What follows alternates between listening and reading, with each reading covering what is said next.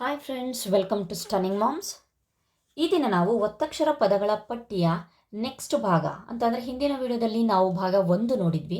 ಈಗ ನಾವು ನೆಕ್ಸ್ಟ್ ಭಾಗ 2 ನೋಡೋಣ. ಬನ್ನಿ ನೋಡೋಣ.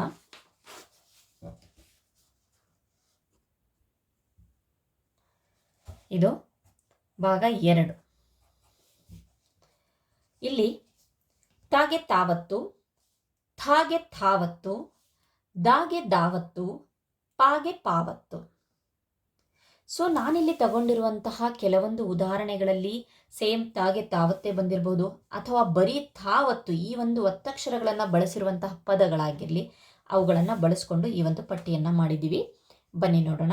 ಫ್ರೆಂಡ್ಸ್, ಇಲ್ಲಿಯವರೆಗೆ ನೀವು ನಮ್ಮ ಚಾನಲನ್ನು ಸಬ್ಸ್ಕ್ರೈಬ್ ಮಾಡಿಲ್ಲ ಅಂತಂದರೆ ಪ್ಲೀಸ್ ಸಬ್ಸ್ಕ್ರೈಬ್ ಮಾಡಿ. ತಾಗೆ ತಾವತ್ತು: ಅತ್ತ, ಇತ್ತ, ಸುತ್ತ. ಫ್ರೆಂಡ್ಸ್, ಇದು ಒತ್ತಕ್ಷರಗಳ ಪದಗಳಾಗಿರೋದ್ರಿಂದ ನಾವು ಓದ್ತಿರುವಾಗ ಆ ಒಂದು ಅಕ್ಷರಕ್ಕೆ ಒತ್ತನ್ನು ಕೊಡಬೇಕು. ಒತ್ತಕ್ಷರ ಅಂತ ಅಂದ್ರೇ ಒತ್ತು ಕೊಡಬೇಕಲ್ವ ಅಕ್ಷರಕ್ಕೆ. ಸೊ ಅತ ಅನ್ನಂಗಿಲ್ಲ, ಇತ ಅಂತ ಹೇಳೋ ಹಾಗಿಲ್ಲ. ಅತ್ತ, ತಾಗೆ ತಾವತ್ತು, ಅತ್ತ, ಇತ್ತ, ಸುತ್ತ, ಮತ್ತೆ, ಮೆತ್ತನೆ, ಬೆತ್ತ, ಅತ್ತಿಗೆ, ನೆತ್ತಿ, ಕತ್ತೆ, ಸುತ್ತಿಗೆ, ಹತ್ತಾರು, ಕೆತ್ತು, ಹತ್ತು, ಉತ್ತೇಜನ. ನೆಕ್ಸ್ಟ್ ನೋಡೋಣ. ಥಾಗೆ ಥಾವತ್ತು. ಸೊ ಆಲ್ಮೋಸ್ಟ್ ಬಹಳಷ್ಟು ಕಡೆ ಥಾಗೆ ತಾವತ್ತು ಬಹಳ ಕಡಿಮೆ ಒಂದು ವರ್ಡ್ಸ್ಗಳಿರೋದ್ರಿಂದ ನಾನು ಬೇರೆ ಯಾವುದೇ ಒಂದು ಲೆಟರಿಗೆ ಥ ಬಂದಿರೋದನ್ನು ತಗೊಂಡಿದ್ದೀವಿ. ಮ್ಯಾಕ್ಸಿಮಮ್ ಸ ಅನ್ನೋ ಲೆಟರಿಗೆ ಥ ಜಾಸ್ತಿ ಕಡೆ ಯೂಸ್ ಆಗಿದೆ. ಸೊ ಬನ್ನಿ ನೋಡೋಣ. ಸ್ಥಳ, ವ್ಯವಸ್ಥೆ, ಸ್ಥಾನ, ಸ್ಥಾಪನೆ, ಸ್ಥಾಪಿಸು, ವ್ಯವಸ್ಥಾಪಕ, ಪ್ರಸ್ತಾವನೆ, ಕಿಶೋರಾವಸ್ಥೆ, ಅವಸ್ಥೆ, ಸ್ಥಗಿತ, ಸ್ಥಳಾವಕಾಶ, ಶೈಶಾವಸ್ಥೆ.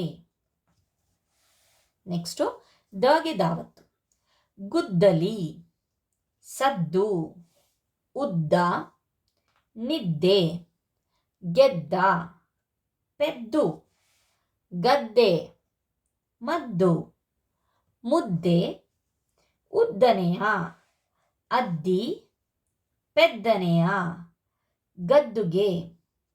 ನಾನು ಬಹಳಷ್ಟು ಸಲ ಹೇಳಿದ್ದೀನಿ, ಇದು ಅಲ್ಲದೆ ಬಹಳಷ್ಟು ವರ್ಡ್ಸ್ಗಳು ಬೇರೆನೂ ಇದೆ. ನಾನು ಎಕ್ಸಾಂಪಲ್ ಆಗಿ ಆಮೇಲೆ ಬಹಳ ಪದೇ ಪದೇ ಯೂಸ್ ಮಾಡುವಂತಹ ವರ್ಡ್ಸ್ಗಳನ್ನೇ ಇಲ್ಲಿ ತಗೊಂಡಿರೋದು.